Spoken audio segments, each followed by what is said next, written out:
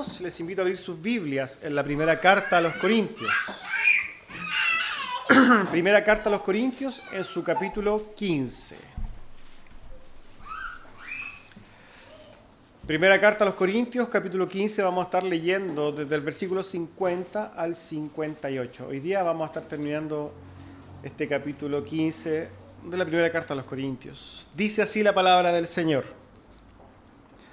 Por esto digo, hermanos, que la carne y la sangre no pueden heredar el reino de Dios, ni la corrupción hereda la incorrupción. He aquí os digo un misterio. No todos dormiremos, pero todos seremos transformados. En un momento, en un abrir y cerrar de ojos, a la final trompeta. Porque se tocará trompeta, y los muertos serán resucitados incorruptibles, y nosotros seremos transformados. Porque es necesario que esto corruptible se vista de incorrupción, y esto mortal se vista de inmortalidad. Y cuando esto corruptible se haya vestido de incorrupción y esto mortal se haya vestido de inmortalidad, entonces se cumplirá la palabra que está escrita: sorbida es la muerte en victoria. ¿Dónde está, oh muerte, tu aguijón? ¿Dónde, oh sepulcro, tu victoria? Ya que el aguijón de la muerte es el pecado y el poder del pecado la ley. Mas gracias sean dadas a Dios, que nos da la victoria por medio de nuestro Señor Jesucristo. Así que, hermanos míos, amados, estad firmes y constantes, creciendo en la obra del Señor siempre, sabiendo que vuestro trabajo en el Señor no es en vano. Hermanos, tomen asiento. El título del sermón del día de hoy es La victoria sobre la muerte. Antes de pasar, como es de costumbre, a la predicación, recordamos nuestros horarios. Día miércoles tenemos culto de oración, están todos cordialmente invitados a orar. Día viernes tenemos estudio bíblico a las 8 también de la tarde, también están todos cordialmente invitados a ese estudio. Y el día de hoy, guardando este glorioso y precioso día del Señor, un día más o menos, hoy día es un día especial, ¿no?, porque hay votaciones, pero nosotros estaremos acá normalmente, ¿ya? Ahora bien, dicho eso, vamos a la introducción.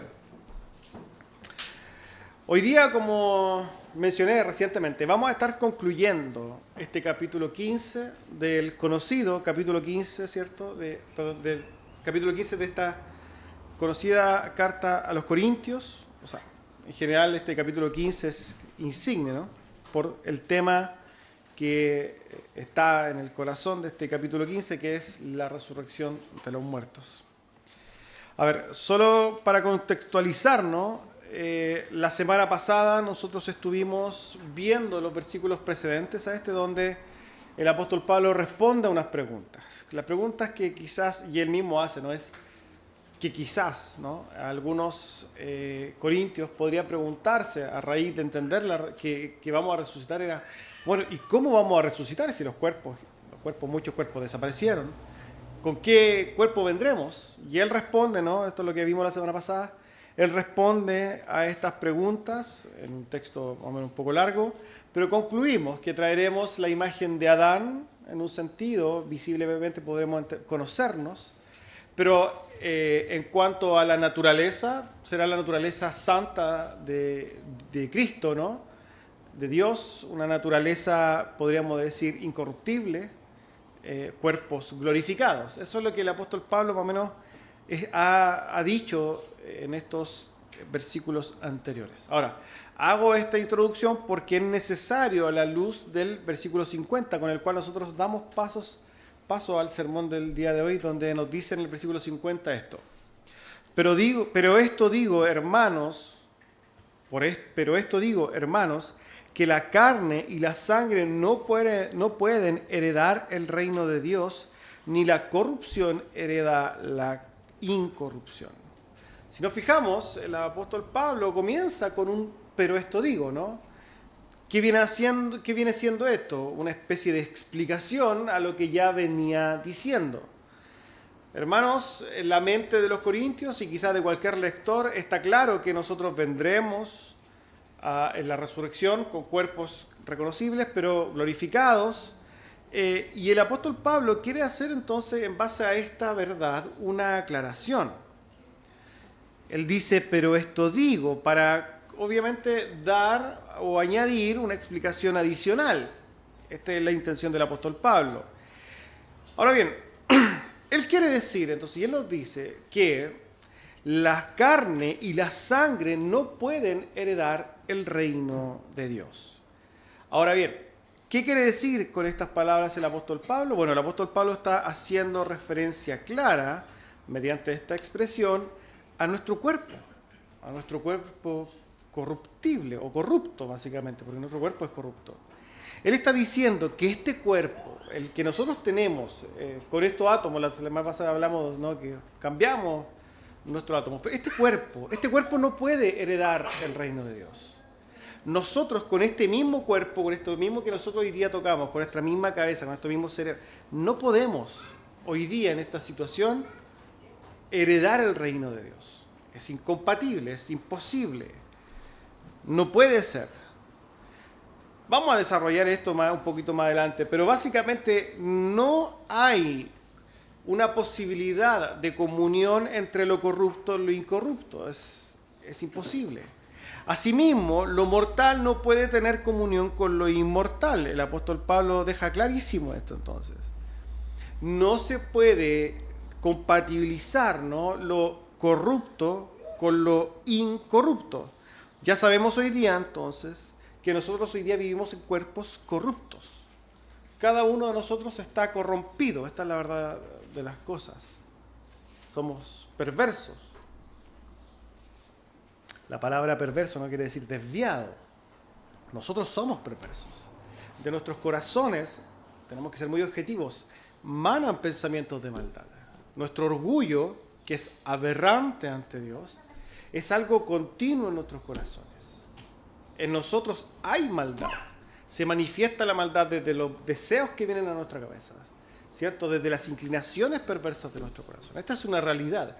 Y esta condición pecaminosa, perversa y corrupta no tiene comunión en lo absoluto y no puede tener comunión con lo santo, ¿cierto? Con lo incorruptible, con lo glorioso de Dios. El apóstol Pablo entonces deja claro esto. Deja claro esto, que no puede haber comunión entre este ser vivo con el cual nosotros hoy día entendemos para con Dios. Ahora, la pregunta que quizás incluso cualquier corintio podría hacerse entonces es, ¿y qué va a pasar entonces con las personas que estén vivas cuando el Señor venga? Ya sabemos nosotros que el Señor en un momento vendrá. De esto la iglesia, muchas hablan mucho, ¿no? De que el Señor viene hoy día, de que el rapto y cosas por el estilo. Se hacen películas, ¿no? Left Behind, no sé si la han visto, yo no la he visto y tampoco la voy a ver. Pero son películas que se formulan donde se supone que hay personas raptadas, ¿no? De repente se hacen videos que viene un rayo y la iglesia queda las puras ropas. Todas estas cosas, hermanos, son comunes que se enseñen y que se traigan, ¿no?, a colación. ¿Para qué? Para entender que la venida del Señor está pronta. Si me preguntan a mí, yo creo que el Señor va a venir pronto, pero no sé cuándo, no sabemos. Esto que le sirve como dato, cualquier persona que se aventure a dar una fecha está cometiendo un tremendo error porque en las Escrituras no se nos da fecha, ni tampoco hay que contar las lunas de sangre, ni nada de esas cosas por el estilo. No, hermanos, no sabemos. De hecho, Jesús mismo dijo, del día y la hora nadie lo sabe.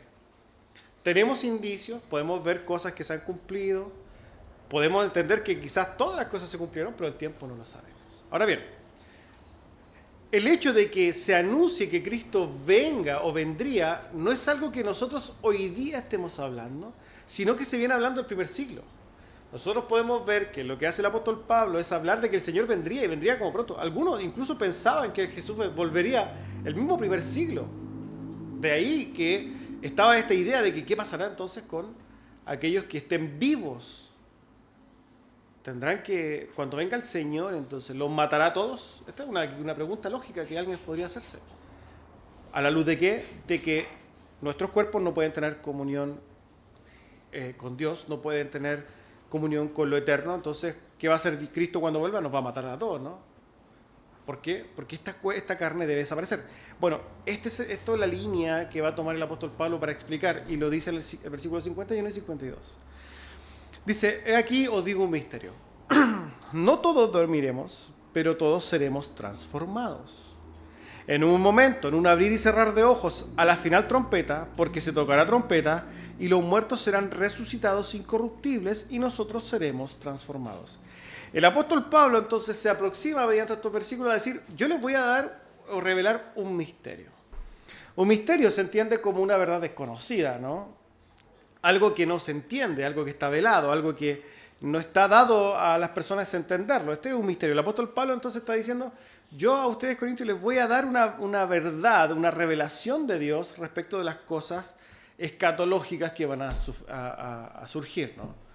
Escatología es el estudio, podríamos decir, de los últimos acontecimientos, ¿no? De los últimos tiempos, para que se entienda. ¿Ya? El apóstol Pablo entonces dice, yo les voy a dar una revelación respecto de los últimos tiempos. ¿Cuál es el misterio? Podríamos preguntarnos.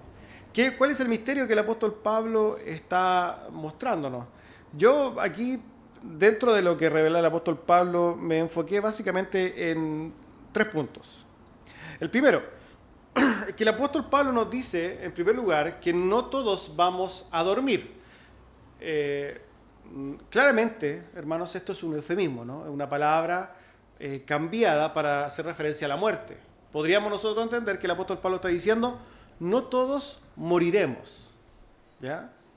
Esto es relevante a la luz de quizás la imaginación o la pregunta que cualquier corintio podría hacerse.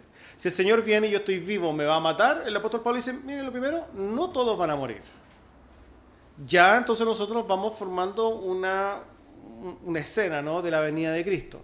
Cuando Cristo vuelva, no todos van a morir. Es lo primero entonces que nos dice. No todos Cristo no va a asesinarlos a todos. No va a haber un asesinato masivo, podríamos decir. Cuando el Señor vuelva, no todos morirán. Entonces, en un momento de la historia van a haber muchas personas vivas. Esta es la realidad. Cuando el Señor venga, muchos creyentes van a estar vivos. Ahora bien, lo segundo, el apóstol dice entonces que todos seremos transformados. Segundo aspecto, no todos moriremos, pero todos seremos transformados. Aquí vamos a ver que esto se compone de 2 cosas. Primero, el apóstol Pablo dice todos. Cuando nosotros encontramos en la Escritura la palabra todos, no siempre quiere decir todos. ¿Ya? Esto es importante porque aquí hay un contexto. Muchos podrían tomar esto y decir, mire, todo el mundo será transformado. Cuando el Señor venga, todo el mundo será transformado a cuerpo regenerado. Y eso es lo que estará diciendo el apóstol Pablo. La respuesta es no. Cuando aquí hace referencia a todos, se refiere a la iglesia de Cristo. Está hablándole a creyentes. Todos los creyentes van a ser transformados. ¿Qué está diciendo entonces? Cuando venga Cristo, no todos morirán, pero los que no morirán justamente serán ¿quiénes? Los creyentes. Y esos creyentes a su vez seremos, o serán, no sé cuándo, si es que estaremos cuando el Señor venga, esos creyentes serán todos transformados. Antes de hablar de la transformación, ¿cierto? El apóstol Pablo entonces nos dice también que va a acontecer algo, que esto es como una especie de pequeño guiño que hace el apóstol Pablo. Y hace referencia a los que están muertos en Cristo hoy día. A ver, pensando en el pueblo de Dios, hay muchos hermanos que están muertos hoy día. ¿Estamos de acuerdo con eso? Pues es una cuestión muy lógica. Muchos creyentes hoy día están muertos. Cuando venga el Señor, muchos estarán vivos. El apóstol Pablo, entonces, por medio de estas palabras, cita a los muertos y nos dice algo muy relevante para entender de los últimos tiempos. Él nos dice primero, entonces, que los muertos en Cristo resucitarán. Entonces encontramos 2 formas, ¿no?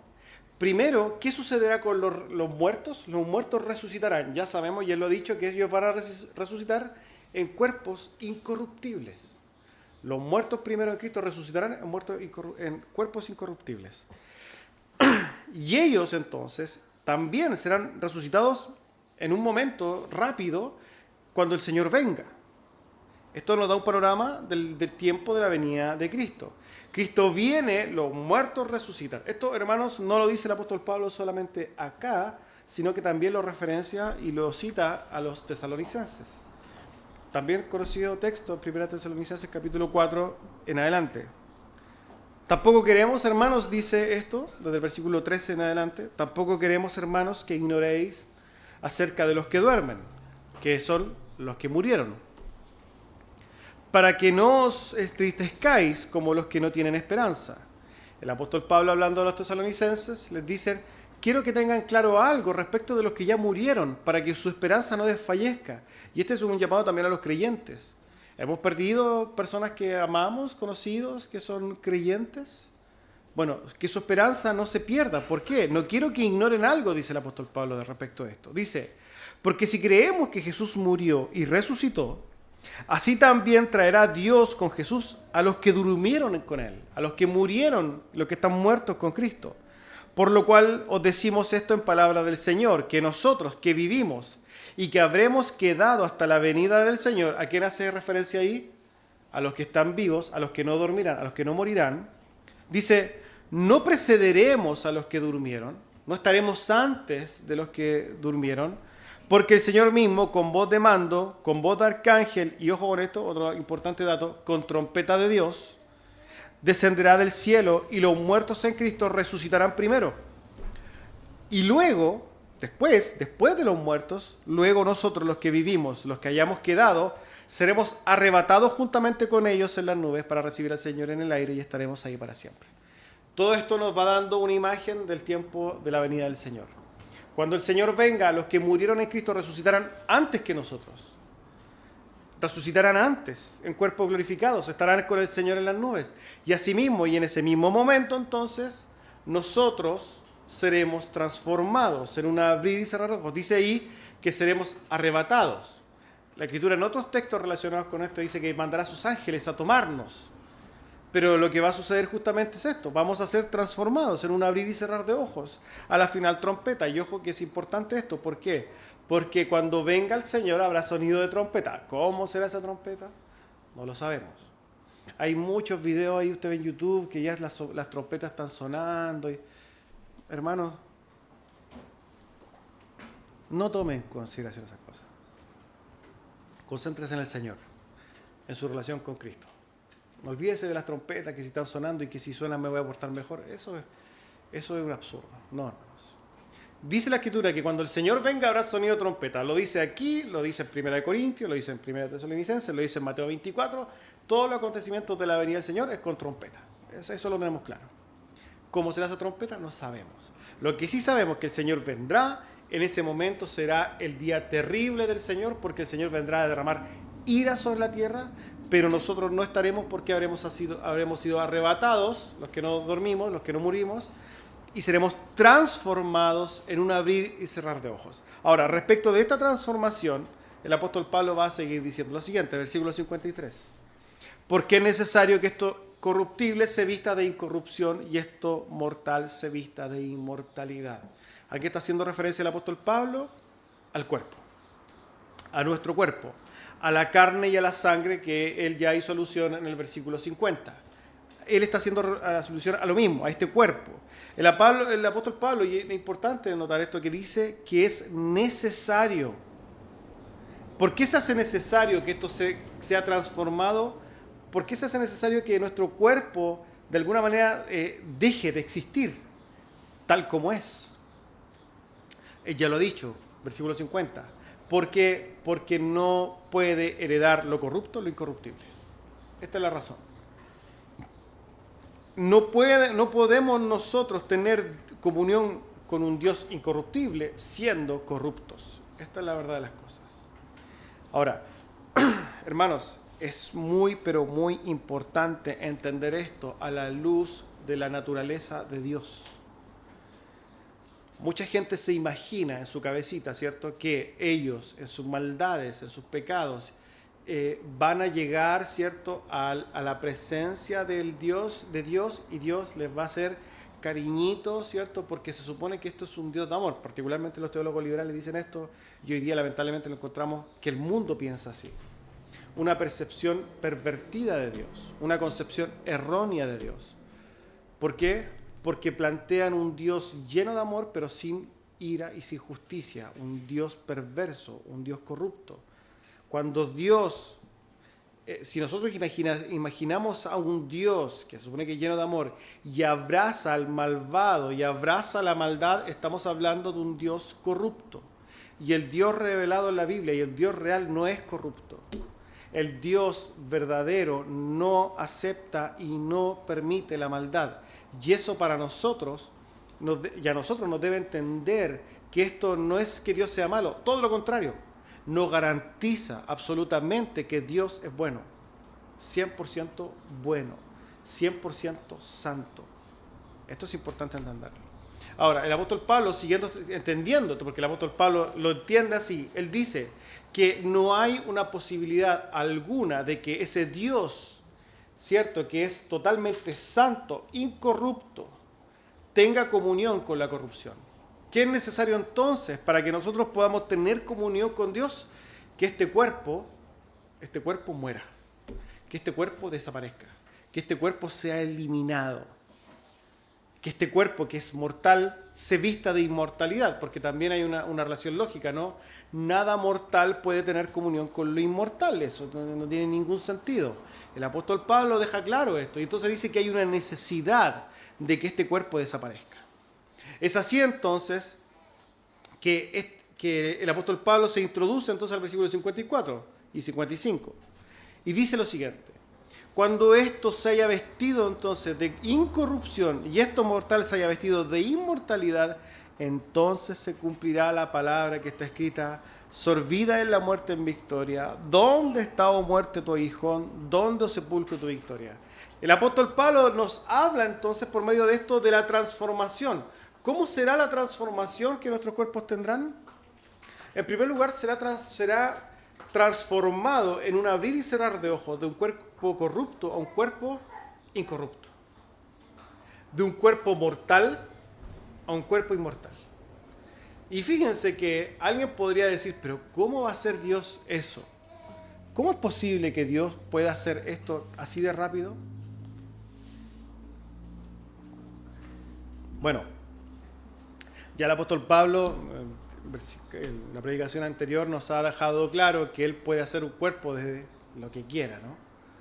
Él puede hacer un cuerpo incorrupto así, de la nada misma, por cuanto es el creador de todas las cosas. ¿Cuánto más en nosotros puede cambiar nuestra propia naturaleza en un abrir y cerrar de ojos? Y eso es lo que el apóstol Pablo está diciendo. Creyentes, los creyentes que estén cuando el Señor vuelva, serán transformados en un abrir y cerrar de ojos. Lo corrupto nuestro será transformado rápidamente en incorrupto. Nuestra naturaleza mortal será transformada en inmortal. Estos cuerpos de carne y sangre, ¿cierto?, serán transformados de una manera que no podemos comprender, pero sí nos dice algo la Escritura, y es que claramente tendremos esa comunión con Dios. Ahora, seguido de eso, el apóstol Pablo entonces nos dice que cuando esto se vista de incorrupción y esto mortal se haya vestido de inmortalidad, entonces se cumplirá la Escritura cuando dice: sorbida es la muerte en victoria. Hermanos, aquí vamos a hacer una explicación que es importante. El día viernes hicimos alusión a esto y es importante dentro del estudio de la Biblia, ¿cierto? Hablamos de la tensión continua entre el ahora y el aún no, o el todavía no. Esta continua tensión que hay en las Escrituras entre lo que ya se manifestó y entre lo que se debe manifestar, entre lo que ya se cumplió y lo que se va a cumplir. Y aquí es importante traer eso a colación, porque este es un texto que tiene esta tensión en sí mismo. ¿Por qué?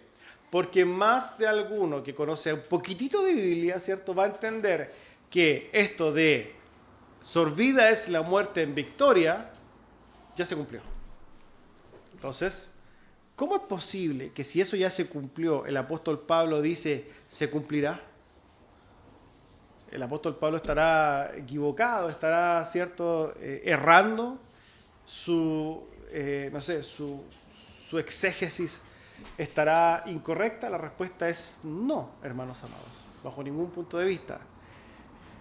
Nosotros sabemos que esta profecía, ¿cierto?, se cumplió justamente en Cristo. Sorbida es la muerte en victoria es un texto que apunta a la victoria sobre la muerte por medio de la resurrección. Sorbida significa tragada, tragada la muerte en victoria. ¿Por qué? Porque alguien ha vencido a la muerte. En ese sentido, nosotros ya sabemos que Cristo venció la muerte. Cuando Cristo se levantó de entre los muertos, se cumple la Escritura donde dice efectivamente que la muerte ha sido tragada. ¿Dónde está, oh aguijón, o muerte, tu aguijón? ¿Dónde está el poder de la muerte? La verdad es que si nosotros pensamos en la muerte, es el enemigo por excelencia de la humanidad. Hermanos, luchamos contra todo. Y como humanos hemos tenido grandes victorias, ¿no? La salud, no sé, la calidad de vida, la sociedad, podemos normarla, somos civilizados. Incluso hoy día tenemos un montón de formas de hacernos más bonitos, ¿no? Cirugías estéticas. Tenemos prótesis para las deficiencias del cuerpo. Hoy día tenemos chips que se implantan en el cerebro y cosas así. Pero hay algo con que el hombre no hay nada que hacer, o sea, no puede luchar. Y derechamente es una realidad con la cual todos nos vamos a enfrentar. O sea, hermanos, si es que Cristo no viene antes, déjeme decirle una pésima noticia: usted está condenado a muerte. Esta es una realidad. Todos estamos condenados a muerte. De aquí nadie va a salir librado de eso, a no ser que Cristo venga antes. Si es que Cristo no viene antes, hermanos, el destino de todos nosotros es morir. De hecho, cuando nosotros empezamos a meditar en la muerte, tenemos que empezar a reflexionar. Siempre empezamos a reflexionar en la muerte cuando se nos muere alguien. Pero si no se nos muere alguien, no hablamos, no pensamos en la muerte. Bueno, yo los invito a pensar en la muerte. Efectivamente, hermanos, la muerte es el destino que nos espera a todos. ¿Cómo vamos a morir? ¿De qué manera?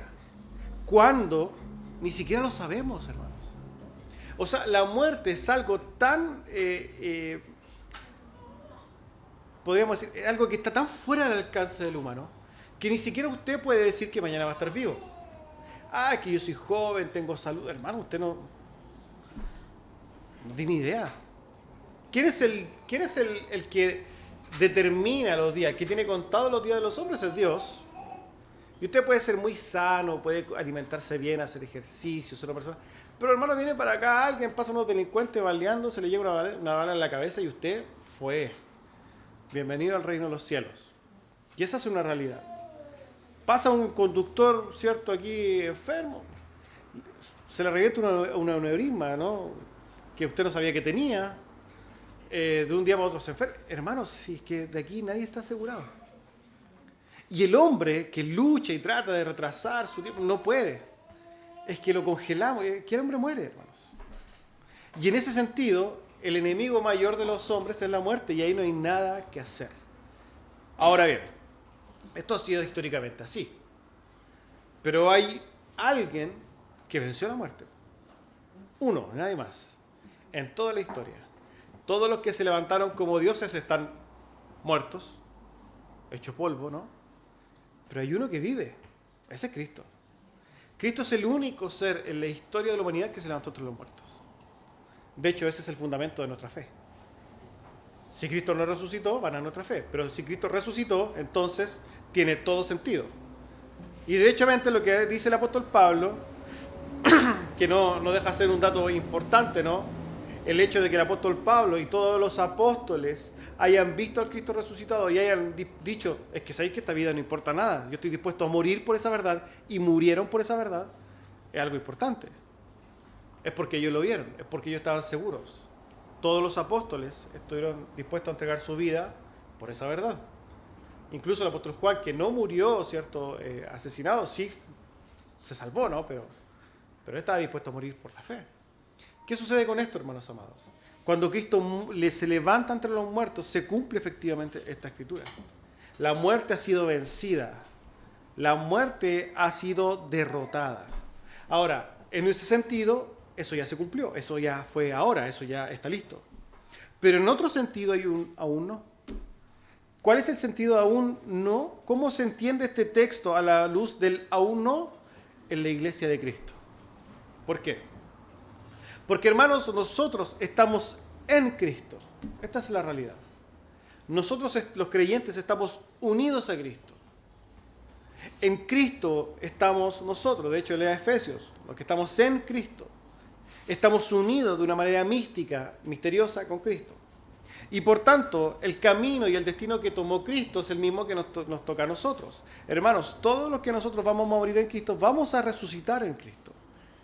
Cuando Cristo vuelva y nosotros seamos transformados, y efectivamente, como dice el apóstol Pablo, esto corrupto se transforma en incorrupto y esto mortal en inmortal, se cumplirá a cabalidad, podríamos decir, el texto que dice, sorbida es la muerte en victoria. ¿Por qué?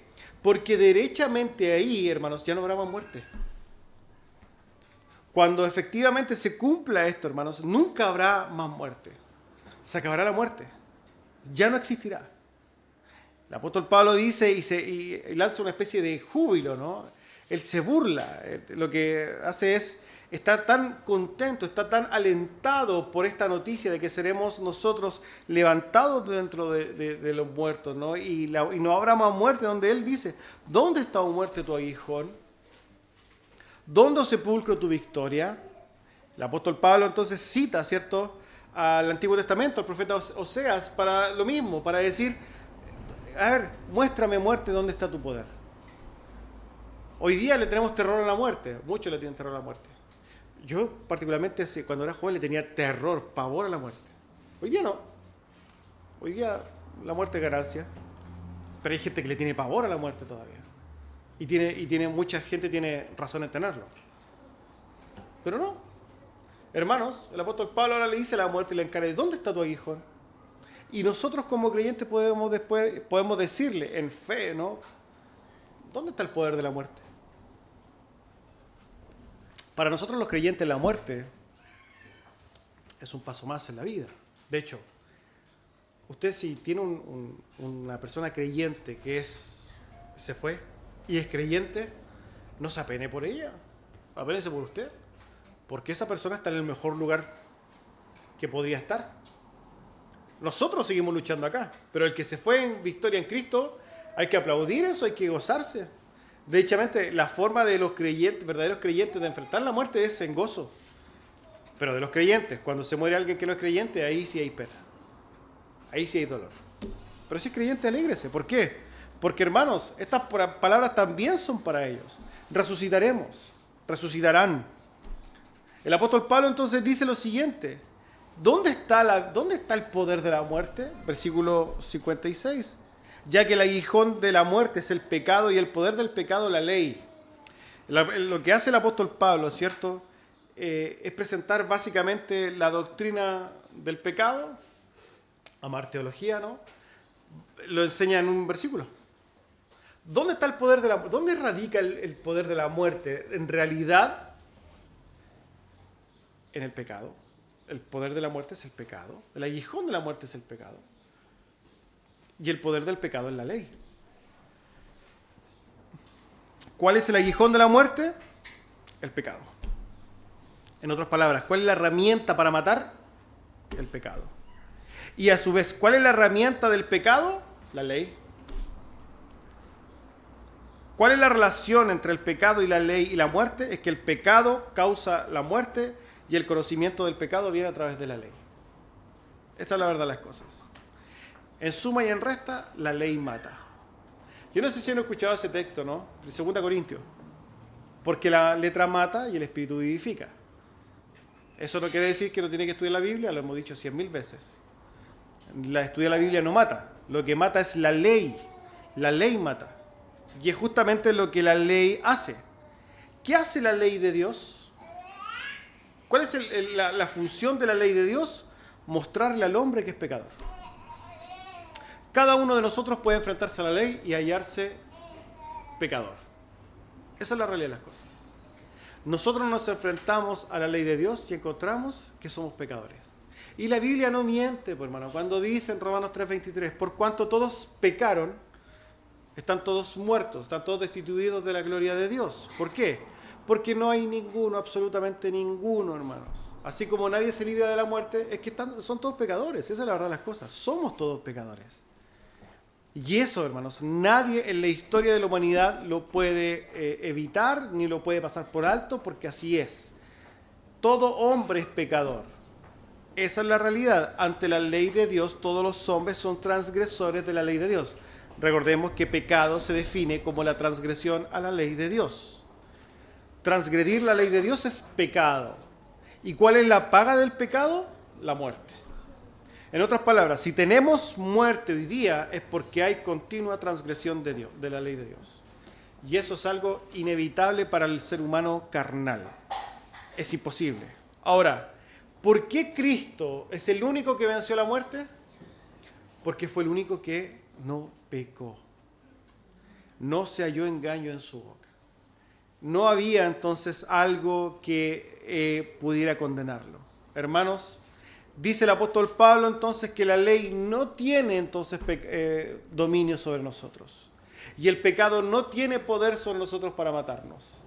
Nosotros tenemos vida eterna, por cuanto nuestros pecados han sido colgados en la cruz del Calvario. Por tanto, para nosotros, la ley no nos mata ya. Nos mató en su momento, pero hemos sido salvados. Esa es la verdad de las cosas. Ahora, lamentablemente, muchos toman este texto particular para poner una posición antinomiana, ¿no? Ponerse en una posición antiley y decir, bueno, porque para nosotros no hay ley. Bueno, el apóstol Pablo respondería en el capítulo 3. Capítulo 3, que por excelencia habla, hermanos, de la salvación por fe. Si usted quiere saber salvación por fe, váyase a Romanos 3. Y el apóstol Pablo en Romanos 3 concluye su capítulo 3 en el versículo 31 diciendo, luego por la fe invalidamos la ley. ¿Qué responde el apóstol Pablo? En ninguna manera, sino que confirmamos la ley. En palabras simples, amados hermanos, somos salvos por la gracia de Dios. Somos salvos por la obra de Dios. No tenemos y no hay condenación para los que están en Cristo. Eso lo tenemos muy claro. Pero eso no quiere decir que la ley aún esté vigente, porque la ley es buena, santa y perfecta. Y está ahí para que nosotros podamos caminar en ella. Nosotros nos acercamos entonces a guardar esa gloriosa ley, no para salvarnos. Nosotros no somos salvos por las obras de la ley. De hecho, el apóstol Pablo, el mismo Romanos 3 dice, concluimos pues que nadie será justificado por las obras de la ley. Es imposible, no se puede. Pero la guardamos. ¿Por qué? Porque en la ley de Dios encontramos el carácter de Dios. La ley de Dios nos pone el estándar de lo que es bueno para Dios. Por tanto, si nosotros queremos buscar todo lo parecido a Dios, vamos a la ley. Si queremos saber cuál es la voluntad de Dios, vamos a la ley. Vamos a la ley porque queremos agradar a Dios, mas no para salvarnos. Eso debe quedarnos muy claro. Tenemos que tener una correcta relación con la ley de Dios. Ahora bien, el apóstol Pablo entonces dice lo siguiente. El aguijón, la muerte, no tiene dominio sobre nosotros, hermanos. Hay victoria sobre la muerte. Esto podríamos pensar, ¿es una buena noticia o una mala noticia? Buena noticia o mala noticia. Es una excelente noticia, hermano. ¿Por qué? Porque somos salvos. Ahora bien, el apóstol Pablo dice en el versículo 57, mas gracias sean dadas a Dios, que nos da la victoria por medio de nuestro Señor Jesucristo. Por medio de las palabras entonces del apóstol Pablo, le expresa una profunda gratitud a Dios por la victoria obtenida en Cristo y que obviamente es para nosotros un regalo. La victoria, hermanos. ¿Cuál es la victoria? Jesús venció a la muerte. Y como Jesús venció a la muerte y nosotros estamos unidos a Cristo, hermanos, nosotros resucitaremos o nosotros seremos transformados y el sepulcro no tiene dominio sobre los creyentes. Por cuanto, hermanos, nosotros estaremos en la eternidad con el Señor. Por medio de su muerte nos libró de la esclavitud del pecado y nos declaró justos delante de Dios. Y así como Cristo venció, nosotros, hermanos, somos vencedores. Ahora, yo sé que cuando decimos que cuando estamos en Cristo somos más que vencedores, más de algunos se le va a venir a la mente Romanos 8. Y eso es totalmente correcto y muy significativo. Se los voy a explicar. Pero se los voy a explicar después de leer Romanos 8:31 en adelante. Romanos 8:31 en adelante. ¿Qué pues diremos a esto? Si Dios es por nosotros, ¿quién contra nosotros? El que no escatimó a su propio Hijo, sino que lo entregó por todos nosotros, ¿cómo no nos dará también con Él todas las cosas? ¿Quién acusará a los escogidos de Dios? ¿Hay alguien que pueda acusarnos? Dios es el que justifica. ¿Quién es el que condenará? Cristo es el que murió. Más aún, el que también resucitó. El que además está a la diestra de Dios. El que también intercede por nosotros. Y pregunta al apóstol, ¿quién nos separará del amor de Cristo? Y empieza a preguntar, ¿nos podrá separar la tribulación del amor de Dios en Cristo? No. ¿La angustia podrá separarnos del amor de Dios en Cristo? No. ¿O la persecución nos podrá separar del amor de Dios? No. ¿O el hambre? ¿O la desnudez? ¿O peligro? ¿O espada? ¿Podrá separarnos la espada? No. Como está escrito, por causa de ti somos muertos todo el tiempo. Somos contados como ovejas de matadero. ¿Por qué dice esto el apóstol Pablo? ¿Cuál es la condición de los creyentes en el primer siglo? Eran como hoy día, ¿no? Estrellas de TikTok, de YouTube. Los creyentes de verdad eran abrazados y queridos. No, pues hermano. Como dijo Spurgeon, el Señor Jesús dijo que somos la sal de la tierra, no el caramelo del mundo. La gente querrá escupirnos. Y eso ha sido, podríamos decir, la historia del cristianismo. Creyentes perseguidos, asesinados de maneras terribles durante toda la historia del cristianismo. Ahora, esto es relevante, ¿por qué? Porque el Señor dice entonces que a pesar de que incluso seamos asesinados por la fe, somos vencedores. Los creyentes, los romanos del primer siglo, que eran entregados, incluso después fueron asesinados de maneras terribles en el Coliseo romano, se estima que más de 50.000 creyentes fueron asesinados ahí. Ellos eran victoriosos. Y son victoriosos. Son vencedores. Como sigue diciendo el apóstol. Antes, en todas estas cosas, ¿cuáles son las cosas que ha dicho? Tribulación, angustia, persecución, hambre, desnudez, peligro, espada, asesinato. Antes de todas estas cosas somos más que vencedores por medio de aquel que nos amó. Por lo cual estoy seguro, y esto es glorioso lo que dice el apóstol Pablo, por lo cual estoy seguro de que ni la muerte, ni la vida, ni ángeles, ni principados, ni potestades, ni lo presente, ni lo porvenir, ni lo alto, ni lo profundo, ni ninguna otra cosa creada nos podrá separar del amor de Dios que es en Cristo Jesús, Señor nuestro. ¿Qué está diciendo él? Hermanos, el amor de Dios se manifiesta a nosotros por medio de una realidad totalmente trascendente que apunta a la eternidad. No son las circunstancias inmediatas las que nos dicen si tenemos el favor de Dios o no. Lamentablemente hoy día que encontramos, es que tengo una situación económica mala, Dios no me ama. Es que estoy luchando con la depresión, Dios se olvidó de mí. Es que, no sé, digo que sigo al Señor y la gente se burla de mí, por tanto, Dios se olvidó, me desamparó. Se me murió un tío, se me murió un familiar, se me murió un hijo. Dios es malo. Hermanos, la verdadera fe cristiana no se centra y nunca se ha centrado en lo absoluto en las circunstancias inmediatas. Nunca, hermanos, ha sido así. Ese es el cristianismo moderno, destructivo, perverso por lo demás, antibíblico. No sé quién, el hombre con su perversidad inventó estas cosas. Pero el amor de Dios no se centra en las circunstancias inmediatas, bajo ningún punto de vista. Dios ve las cosas mucho más allá y apunta a la eternidad. El verdadero sentido, la verdadera esperanza de los creyentes apunta al cielo, hermanos, no a este mundo, bajo ningún punto de vista.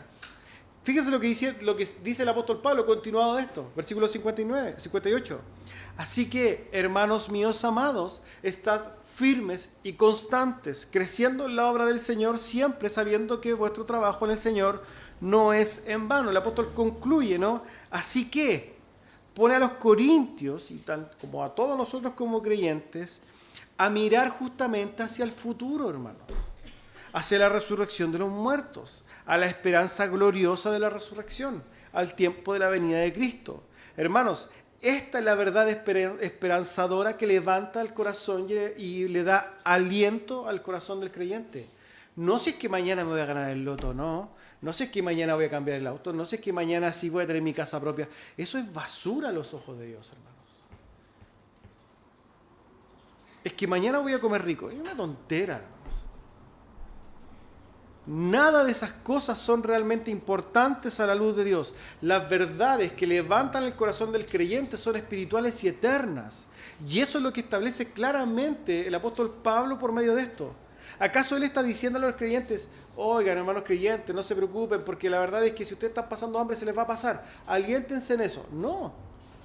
Él está diciendo, hermanos, que resucitaremos, y eso debe ser de aliento para nosotros. Hermanos míos, aliéntense y fortalezcanse por estas verdades. Las verdades de los creyentes apuntan a las verdades eternas, hermanos. No tiene que venir a la iglesia para que Dios le arregle el matrimonio. No tiene que venir a la iglesia para que Dios le solucione su situación económica. No tiene que venir a la iglesia para que Dios le cambie al hijo rebelde. No tiene que venir a la iglesia porque tiene depresión. Esos son argumentos, son razones erróneas.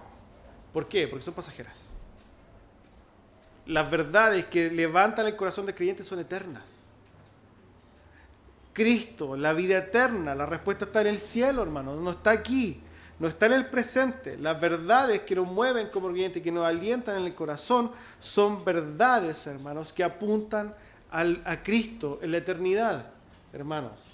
Si es que el cristianismo se moviera por verdades que quieren arreglar el mundo, como dice la teología liberal, hoy día la sociedad, sería totalmente vana la muerte de miles y millones de cristianos durante el mundo, durante la historia del mundo.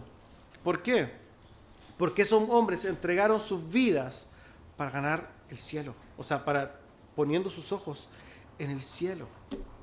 Hombres hoy día jóvenes que no han vivido, pero que tienen un amor profundo por Dios, ponen su esperanza en los cielos y entregan su vida por ello. ¿Pero qué hacen los creyentes hoy día?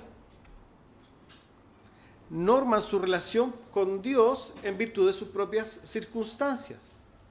Ay, no, mira, si es que me va bien la cosa, entonces yo me pongo las pilas con el Señor. Mientras el Señor me tenga bien, provisto, alimentado, gordito, ¿no? Con una casa linda, un auto bueno, ahí yo estoy bien con el Señor. Pero si las cosas me empiezan a ir mal, no, yo me voy, no voy a la iglesia, no tengo ganas, ¿cierto? Estoy desalentado. ¿Qué tipo de cristianismo es ese? Bueno, lo único que puedo decir es que no es un cristianismo bíblico. Porque el cristianismo bíblico se fundamenta en las verdades eternas.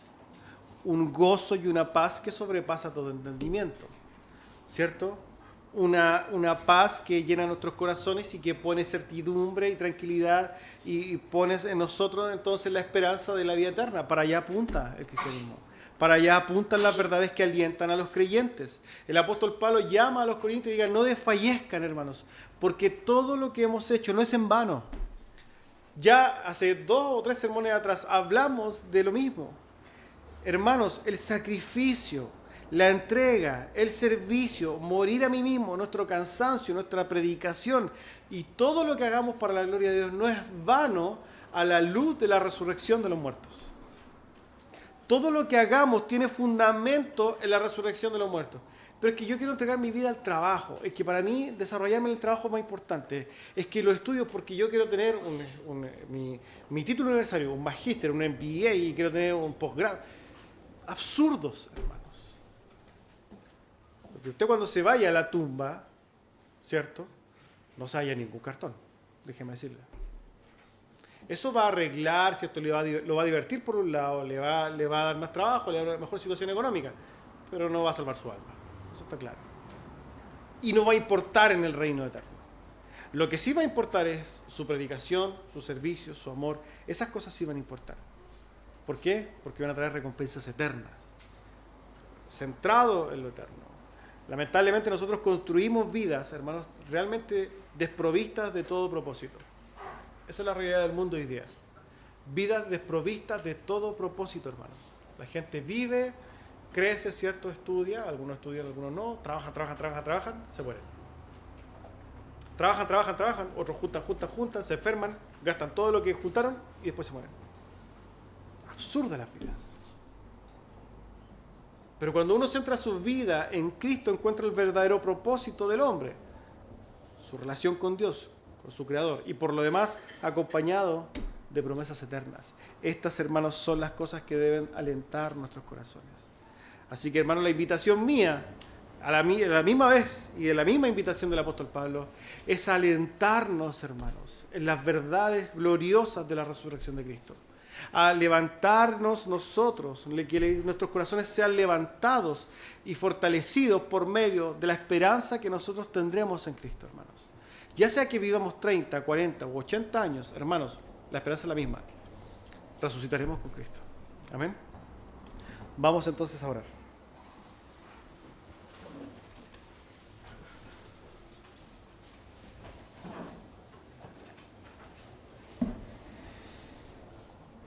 Amado Dios, damos gracias por su palabra. Queremos rogarle que por medio de su Santo Espíritu nuestros corazones sean fortalecidos y alentados por medio de estas verdades. Que podamos mirar al futuro con esperanza, Señor, también poniendo nuestros ojos en Cristo, en la resurrección, en el tiempo de la eternidad con usted, de nuestra continua y eterna comunión. Que sea ese el motor de nuestra vida y despojarnos a sí mismos de las circunstancias inmediatas, que lo único que hacen, Señor, es distraer nuestro corazón y llenarnos, Señor, de ansiedades, problemas, etc. Ayúdenos, Señor, a centrarnos en su Hijo amado, en la gloria del Cordero y en nuestra eterna comunión con Él. Se lo pedimos en el nombre de Jesús.